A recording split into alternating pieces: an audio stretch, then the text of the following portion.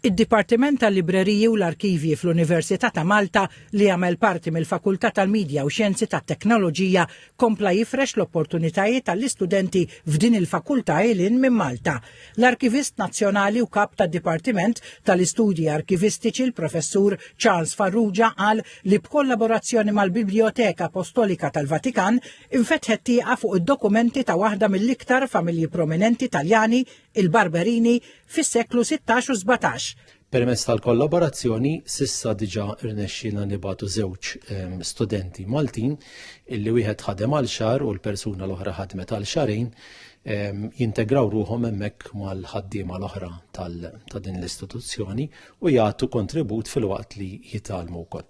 Il-Professur Farrugia jispjega r-rabta tal-familja Barberini ma' Malta. Ir-rabta ma' Malta tiġi kemm minħabba l-Kavallieri ta' San Ġwan, ġifieri l-Kavallieri ta' San Ġwan kellek dan il-kuntatt dirett mal-familja Barberini u anke ir-rabta li għandna mbagħad aħna mal-qasam tal-Knisja Kattolika u l-Vatikan u s-sorsi l-oħra tal-Vatikan. Opportunità wkoll l-Istazzjon Nazzjonali l-PBS fejn għall-ewwel darba permezz tal-arkivist tiegħu Antoine Faure segwa mill-qrib il-proġett tar-rabta tal-familja Barberini mal-Kavallieri ta' San Ġwan li toħroġ minn qalb il-folji fil-Biblioteka Apostolika tal-Vatikan. Kien ta' prestiġju għalija bħala arkivist tal-PBS għaliex l-inkun parti minn din l-inizjattiva tal-Università għaliex stajt nara kif ġew preservati dawn il-kollezzjonijiet marbuta ma' Malta, fosthom id-dokumenti tal-familja Barberini u oħrajn marbuta mal-ordni tal-Kavallier ta' San Ġwan.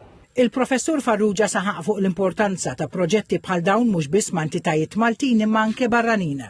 Proġetti għandna ħafna, daw l-istess kollaborazzjonijiet qegħdin illum il-ġurnata naħdmu biex nestenduhom, għandna f'moħħna postijiet oħra, għandna f'moħħna Venezia, għandna f'moħħna Clerkenwell ġewwa l-Ingilterra fejn hemm ukoll rabtiet kbar tal-Kavallieri ma' Malta. Voldiri l-idea hi li nibqgħu nofru dawn l-opportunitajiet biex l-istudenti tagħna jimirħu kemm jista' jkun. Lan ta' dawn il-kollaborazzjonijiet huwa li jinħoloq inventarju ta' dokumenti li jitfadaw l-informazzjoni ġdida dwar l-istorja miktuba.